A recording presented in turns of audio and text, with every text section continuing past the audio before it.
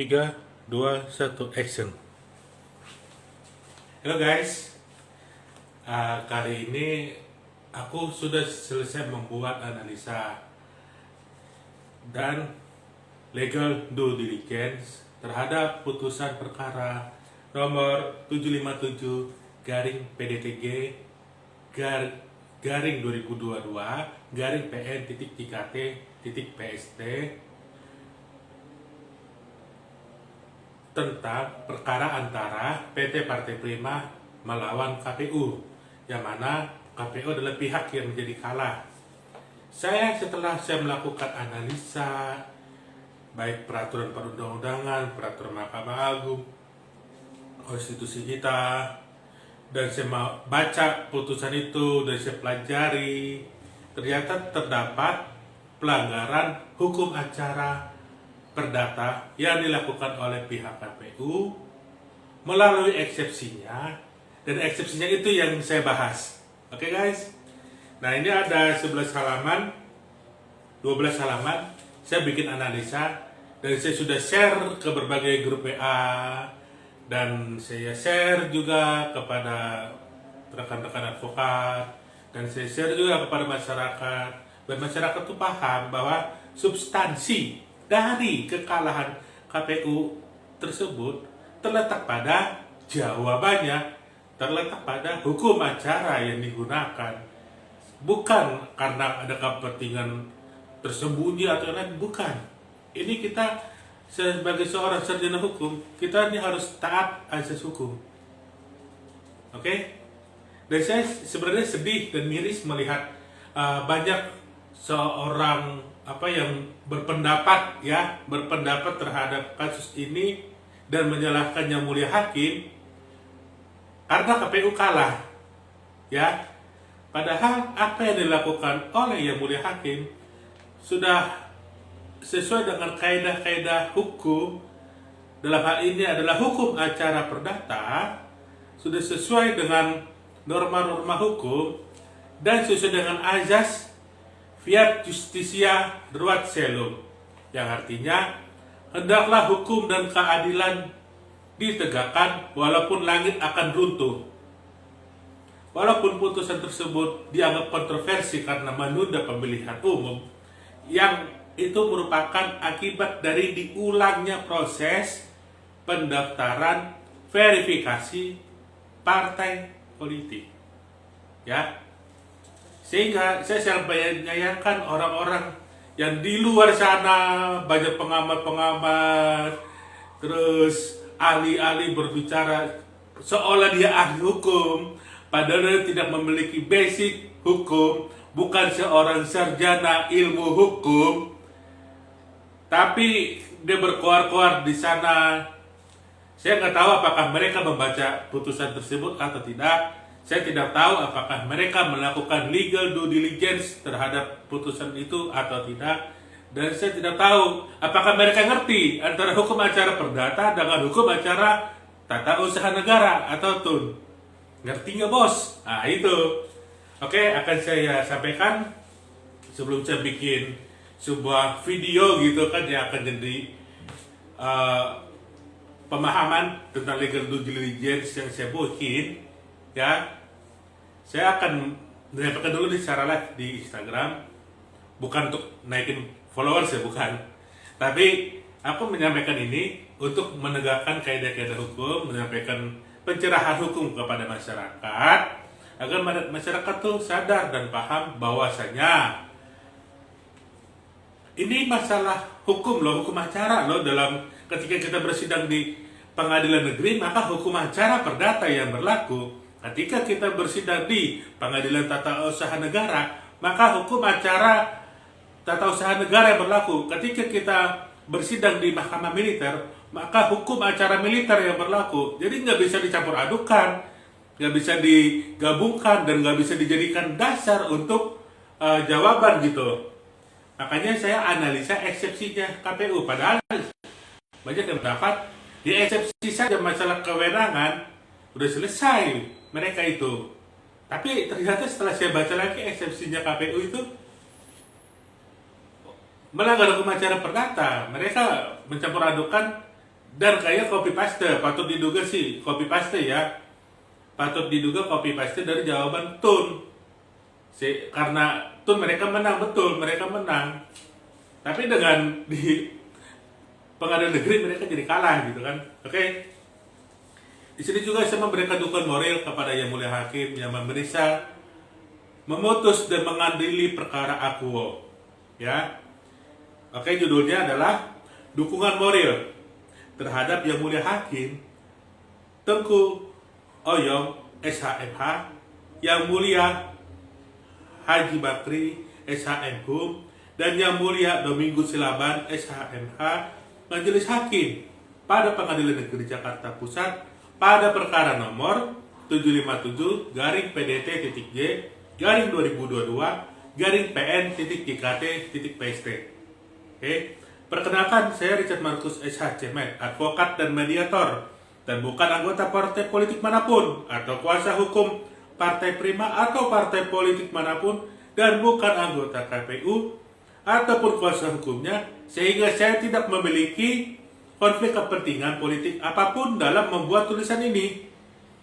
Adapun maksud dan tujuan di sini, penulis hanya ingin memberikan pemahaman kepada masyarakat mengenai substansi persoalan perkara yang mana penulis meninjau, menganalisa suatu putusan kontroversial dan memberikan dukungan moral kepada Yang Mulia Hakim Tengku Ouyong SHMH, Yang Mulia Haji Bakri SHMHum, dan Yang Mulia Domingus Silaban SHMH, Majelis Hakim yang memeriksa, memutus dan mengadili perkara nomor 757-PDTG-2022-PN.JKT.PST tertanggal 1 Maret 2023 pada Pengadilan Negeri Jakarta Pusat karena telah dilaporkan etik ke Komisi Yudisial oleh berbagai pihak. Asas hukum mengatakan fiat justitia ruat caelum, yang artinya hendaklah hukum dan keadilan ditegakkan walaupun langit akan runtuh.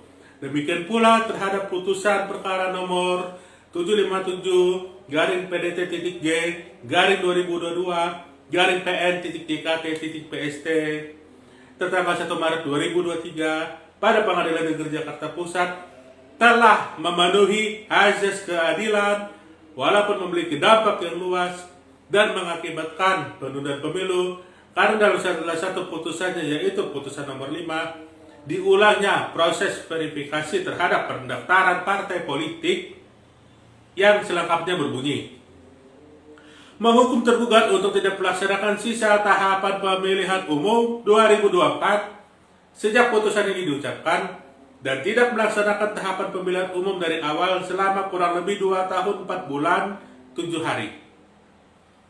Namun terhadap putusan tersebut dan eksepsi Komisi Pemilihan Umum selanjutnya disebut KPU akan kita bahas dan analisa selanjutnya sehingga menjadi terang persoalan kasus ini dan memberikan pencerahan hukum kepada masyarakat terkait persoalan yang ada. Negara Indonesia adalah negara hukum. Hal ini diatur dalam pasal 1 ayat 3 Undang-Undang Dasar 1945 yang selengkapnya berbunyi, negara Indonesia adalah negara hukum, sehingga setiap putusan hukum harus bersumber kepada undang-undang, peraturan perundang-undangan lainnya, peraturan Mahkamah Agung, kaidah hukum ataupun jurisprudensi, dan bukan berdasarkan pada kekuasaan belaka. Restats, bukan marstats. Kekuasaan kehakiman yang memeriksa, memutus, dan mengadili perkara di pengadilan bersumber pada pasal 24 Undang-Undang Dasar 1945 dan Undang-Undang Nomor 48 Tahun 2009 tentang kekuasaan kehakiman. Dan selengkapnya pasal 24 Undang-Undang Dasar 1945 berbunyi, 1. Kekuasaan kehakiman merupakan kekuasaan yang merdeka untuk menyelenggarakan peradilan guna menegakkan hukum dan keadilan. 2. Kekuasaan kehakiman dilakukan oleh sebuah Mahkamah Agung dan bukan peradilan yang berada di bawahnya dan badan peradilan yang berada di bawahnya dalam lingkungan peradilan umum, lingkungan peradilan agama, lingkungan peradilan militer, lingkungan peradilan tata usaha negara, dan oleh sebuah Mahkamah Konstitusi. 3. Badan-badan lain yang fungsinya berkaitan dengan kekuasaan kehakiman diatur dalam undang-undang. Putusan perkara nomor 757 garing PDT.G garing 2022 garing PN.JKT.PST setanggal 1 Maret 2023 telah menarik perhatian publik dan merupakan putusan yang kontroversial, yaitu putusan antara Partai Rakyat Adil dan Makmur atau disebut Partai Prima sebagai penggugat melawan Komisi Pemilihan Umum atau KPU selaku tergugat karena KPU menjadi pihak yang dikalahkan dalam perkara tersebut. Kalau menang ya nggak akan kontroversial KPU-nya kan, karena dia kalah makanya jadi kontroversi. Nah itu letak kontroversialnya itu. Nah, yang mana selengkapnya putusan itu berbunyi mengadili dalam eksepsi menolak eksepsi tergugat tentang gugatan penggugat kabur atau tidak jelas atau obscure libel. Dalam pokok perkara, 1. Menerima gugatan penggugat untuk seluruhnya. 2. Menyatakan penggugat adalah partai politik yang dirugikan dalam verifikasi administrasi oleh tergugat. 3. Menyatakan tergugat telah melakukan perbuatan melawan hukum. 4. Menghukum tergugat membayar ganti rugi material sebesar 500 juta rupiah kepada penggugat. 5. Menghukum tergugat untuk tidak melaksanakan sisa tahapan pemilihan umum 2024 sejak putusan ini diucapkan dan melaksanakan tahapan pemilihan umum dari awal selama kurang lebih 2 tahun 4 bulan 7 hari. 6. Menyatakan putusan ini dapat dijalankan lebih dahulu secara serta-merta atau with for bar, beach for rat. 7. Menetapkan biaya perkara dibebankan kepada tergugat sebesar Rp410.000.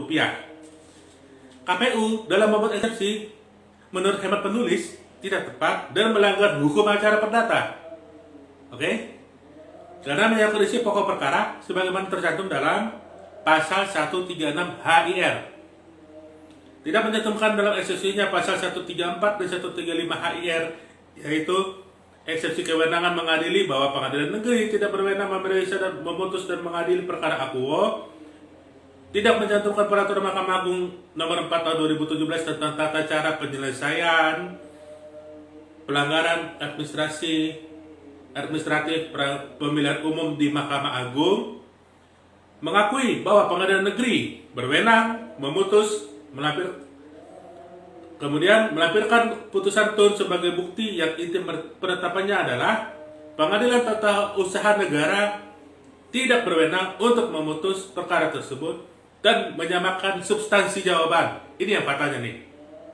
Menyamakan substansi jawaban pada pengadilan tata usaha negara dengan pengadilan negeri dan menyamakan proses beracara di hukum acara peradilan tata usaha negara dengan hukum acara perdata.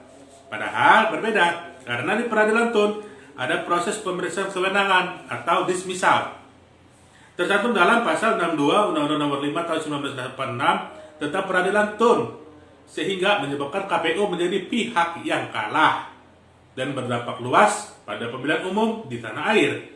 Sehingga jelaslah kekalahan KPU dalam perkara perdata semata-mata terletak pada substansi eksepsi KPU dan jawaban yang disampaikan dalam menghadapi gugatan, dan bukan merupakan kesalahan prosedural yang dilakukan oleh majelis hakim yang memeriksa, mengadili, dan memutuskan perkara akuo, karena majelis hakim berpedoman kepada hukum acara perdata, yaitu tidak boleh memutus perkara di luar yang dibohonkan kepadanya atau disebut ultra petita.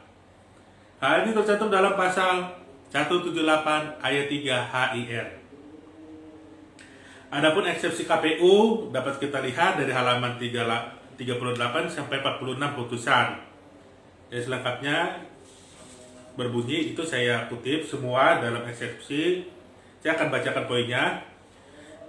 Yang mulai majelis hakim pemeriksa perkara akuo sebelum tergugat menjawab pokok perkara gugatan akuo, perkara tergugat terlebih dahulu mengajukan eksepsi.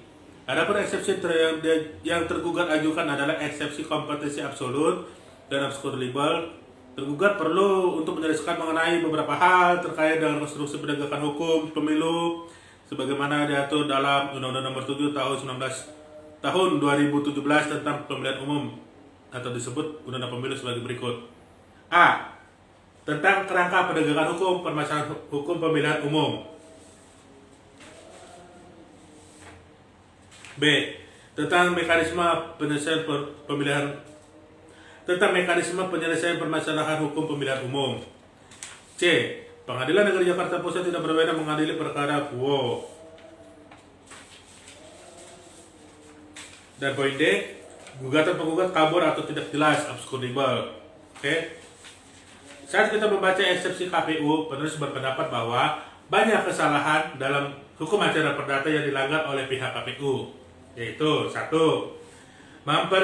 Mencampur adukan hukum acara tun dengan hukum acara perdata, padahal berbeda karena di peradilan tun ada proses pemeriksaan kewenangan atau dismisal.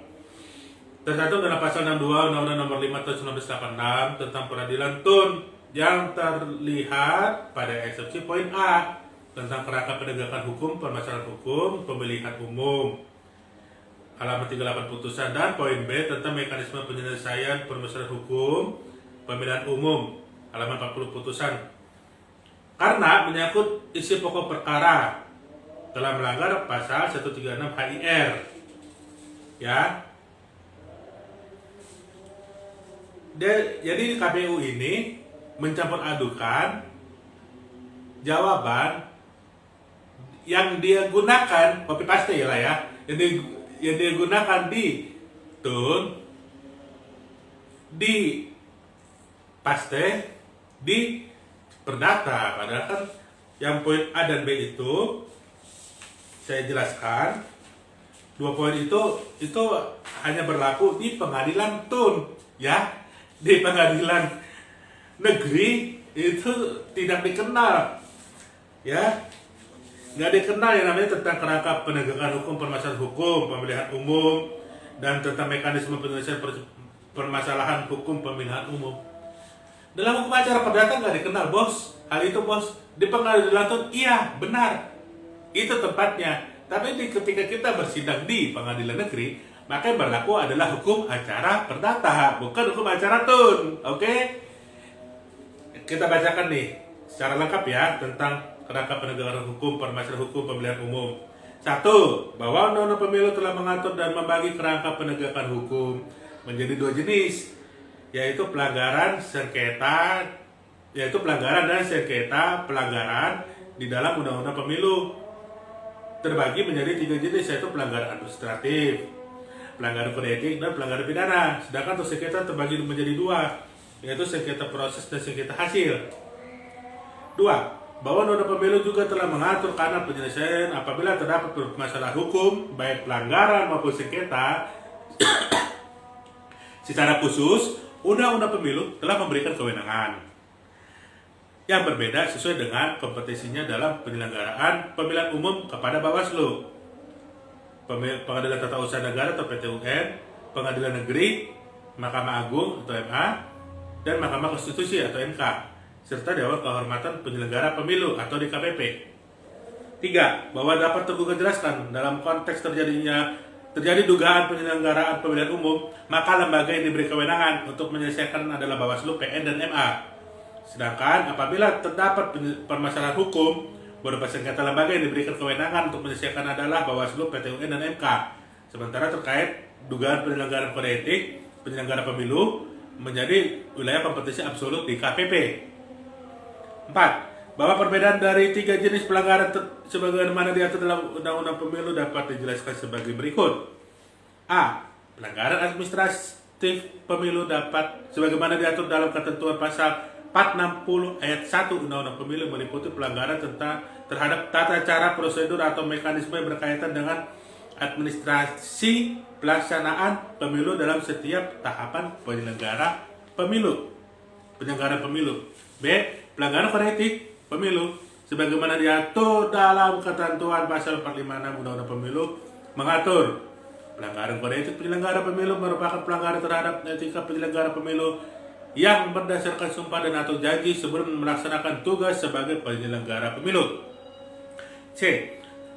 Pidana pemilu diatur dalam buku kelima bab 1 Undang-Undang Pemilu yang pada pokoknya memberikan kewenangan kepada Bawaslu dan PN untuk menyelesaikan dugaan pelanggaran pidana sebagaimana ketentuan pasal 476 ayat 1 yang mengatur 1. Laporan dugaan tindak pidana pemilu diteruskan oleh Bawaslu Provinsi, Bawaslu Kabupaten atau Kota, dan atau Panwaslu Kecamatan kepada Kepolisian Negara Republik Indonesia paling lama 1 kali 24 jam sejak Bawaslu Provinsi, Bawaslu Kabupaten atau Kota menyatakan bahwa perbuatan atau tindakan yang diduga merupakan tindak pidana pemilu. Selanjutnya, kewenangan PN dalam menyelesaikan dugaan tindak pidana pemilu diatur dalam menyelesaikan dugaan tindak pidana pemilu diatur dalam ketentuan pasal 481 ayat 1 Undang-Undang Pemilu yang mengatur 1. Pengadilan negeri dalam memeriksa, mengadili, dan memutus perkara tindak pidana pemilu menggunakan kitab undang-undang hukum acara pidana kecuali ditentukan oleh dalam undang-undang ini. 5. Bahwa tergugat juga perlu menjelaskan peraturan mengenai sengketa pemilu yang diatur dalam undang-undang pemilu sebagai berikut. A. Sengketa proses pemilu diatur dalam ketentuan pasal 46 Undang-Undang Pemilu yang mengatur sengketa proses pemilu meliputi sengketa yang terjadi antar peserta pemilu dan sengketa peserta pemilu dalam penyelenggara pemilu sebagai akibat dikeluarkannya keputusan KPU provinsi, dan keputusan KPU kabupaten atau kota. B. Sengketa hasil pemilu atau perselisihan hasil pemilu sebagaimana diatur dalam ketentuan pasal 431 Undang-Undang Pemilu mengatur 1. Perselisihan hasil pemilu meliputi perselisihan antara KPU dan peserta pemilu mengenai penetapan perolehan suara hasil pemilu secara nasional. Ya. Itu poin A tentang kerangka penegakan hukum permasalahan hukum pemilihan umum. Selanjutnya B, tentang mekanisme penyelesaian permasalahan hukum pemilihan umum. Poin A dan B ini adalah hukum acara tun, ya. Di hukum acara perdata nggak ada kayak gini gitu loh. Ini salah satu kesalahan, ya. Jadi B, bahwa setelah menjelaskan dengan desain penanganan dugaan pelanggaran pemilihan umum sebagaimana diatur dalam Undang-Undang Pemilu, selanjutnya tergugat akan menjelaskan tentang mekanisme penyelesaian permasalahan hukum dalam pemilihan umum yang akan tergugat uraikan di bawah ini. 2. Mekanisme penyelesaian dugaan pelanggaran pemilihan umum diatur dalam ketentuan Undang-Undang Pemilu sebagaimana akan diuraikan sebagai berikut. Belum gua ini ya, ketik ya. 3. Bahwa mekanisme penyelesaian sengketa pemilihan umum diatur dalam ketentuan Undang-Undang Pemilu yang akan diuraikan sebagai berikut. A. Bahwa penyelesaian sengketa proses pemilu merupakan kewenangan dari Bawaslu dan PT UN sebagaimana diatur dalam ketentuan pasal 461 ayat 1 yang mengatur 1. Bawaslu Provinsi dan Bawaslu Kabupaten Kota menerima permohonan penyelesaian sengketa proses pemilu sebagai akibat dikeluarkannya keputusan KPU Provinsi dan keputusan KPU Kabupaten atau Kota. Selanjutnya, ketentuan pasal 470 ayat 1 Undang-Undang Pemilu mengatur 1. Sengketa proses pemilu melalui pengadilan tata usaha negara meliputi sengketa yang timbul dalam bidang tata usaha negara, pemilu antara calon anggota DPR, DPD, DPRD Provinsi, DPRD Kabupaten atau Kota, atau partai politik calon peserta pemilu atau bakal pasangan calon dengan KPU Provinsi, KPU Kabupaten atau Kota sebagai akibat dikeluarkannya keputusan KPU Provinsi dan keputusan KPU Kabupaten atau Kota. B. Bahwa penyelesaian sengketa hasil pemilu atau perselisihan hasil pemilu merupakan kewenangan dari Mahkamah Konstitusi sebagaimana diatur dalam ketentuan pasal 474 ayat 1 Undang-Undang Pemilu yang mengatur 1.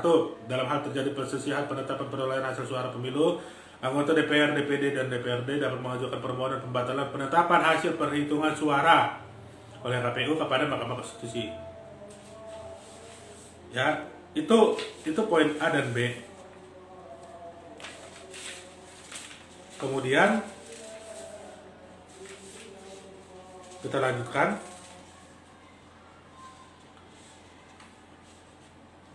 Kita ulangi lagi, yang mencampur adukan hukum acara tun dan hukum acara perdata. Itu tadi udah jelas ya, poin A dan B.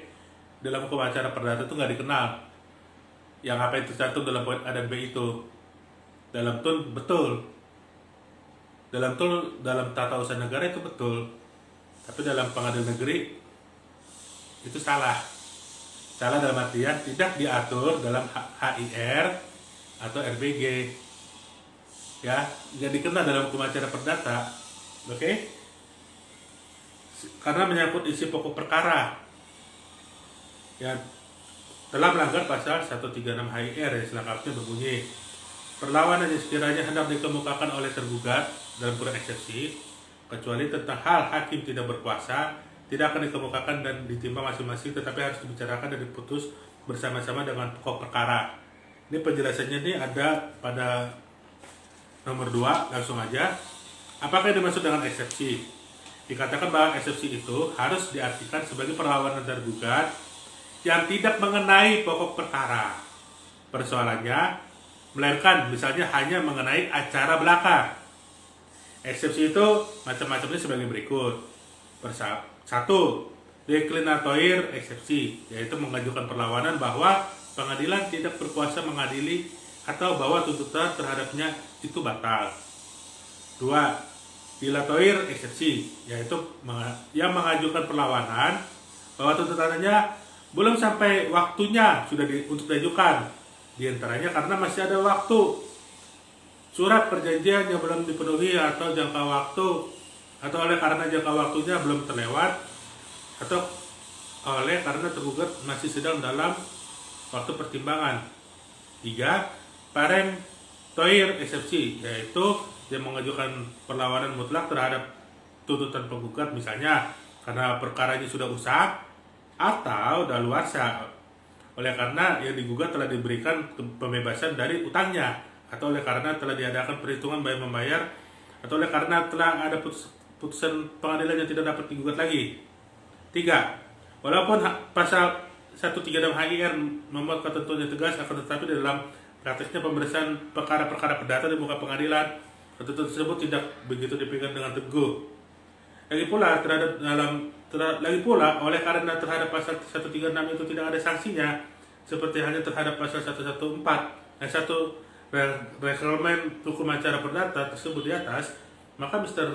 R. Tresna berpendapat, sesuai dengan pendapat Mr. Wiryono Projodikoro, bahwa pasal 136 itu sebaiknya diartikan sebagai anjuran saja kepada tergugat, supaya seberapa boleh mengumpulkan segala sesuatu yang ingin diajukannya dalam jabatannya pada waktu ia mengadakan perlawanan, dalam jawabannya pada waktu ia mengadakan perlawanan pada pemeriksaan perkara. Oke, itu tentang yang mencampur adukan hukum acara tun dengan hukum acara perdata. Selanjutnya, alasannya yang kedua adalah saat kita beracara di pengadilan negeri, maka hukum acara perdata yang berlaku, yang tidak mencantumkan dalam eksepsinya pasal 134 dan 135 HIR pada poin C, Pengadilan Negeri Jakarta Pusat tidak berwenang mengadili perkara akuo, halaman 42 putusan. Sebagai dasar hukum untuk menyatakan bahwa Pengadilan Negeri Jakarta Pusat tidak berwenang untuk memeriksa, memutus, dan mengadili perkara akuo, selengkapnya pasal 134 dan 135 HIR berbunyi. Pasal 134 HIR, jika perselisihan itu suatu perkara yang tidak masuk kekuasaan pengadilan negeri, maka pada setiap waktu dalam pemeriksaan perkara itu dapat diminta supaya hakim menyatakan dirinya tidak berkuasa, dan hakim pun wajib pula mengakuinya karena jabatannya. Tapi dalam konstruksi hukum yang disampaikan oleh pihak KPU pada poin C, yaitu pengadilan negeri tidak berwenang, itu tidak dicantumkan pasal 134 dan 135 ini. Penjelasan pasal 134. Eksepsi atau penyangkalan yang disebutkan dalam pasal-pasal 125 dan 133 itu dikenakan kepada penyangkalannya wewenang pengadilan negeri yang bersifat relatif, yaitu wewenang yang berhubungan dengan daerah hukumnya. Sedangkan eksepsi atau penyangkalan yang disebut dalam pasal 134 ini adalah penyangkalan mengenai wewenang pengadilan negeri yang bersifat absolut, yaitu wewenang yang berhubungan dengan sifat perkaranya. Apabila mengenai wewenang yang bersifat relatif, eksepsi atau penyangkalan itu hanya dapat diperhatikan jika eksepsi itu diajukan dengan segera pada sidang permulaan atau dengan surat jawabannya dimaksudkan dan dimaksud dalam pasal 121, maka eksepsi atau penyangkalan wewenang yang bersifat absolut dapat diajukan pada sembarang waktu dalam pemeriksaan perkara. Jadi maksudnya bisa kapan aja gitu kan, selama dalam proses persidangan gitu kan. Apabila penyangkalan itu ternyata betul dan beralasan, maka hakim karena jabatannya wajib mengakui bahwa ia tidak berwenang. Maksudnya alasannya adalah alasan hukum acara perdata, bukan hukum acara kun. Ya, yang berlaku dalam pengadilan negeri adalah HIR dan RBG. Ya, hukum acara perdata ketika kita bersidang di pengadilan negeri, maka hukum acara perdata. Kalau dia nggak mencantumkan, ya dianggap tidak beralasan hukum gitu kan. Nah, pasal 135 HIR berbunyi,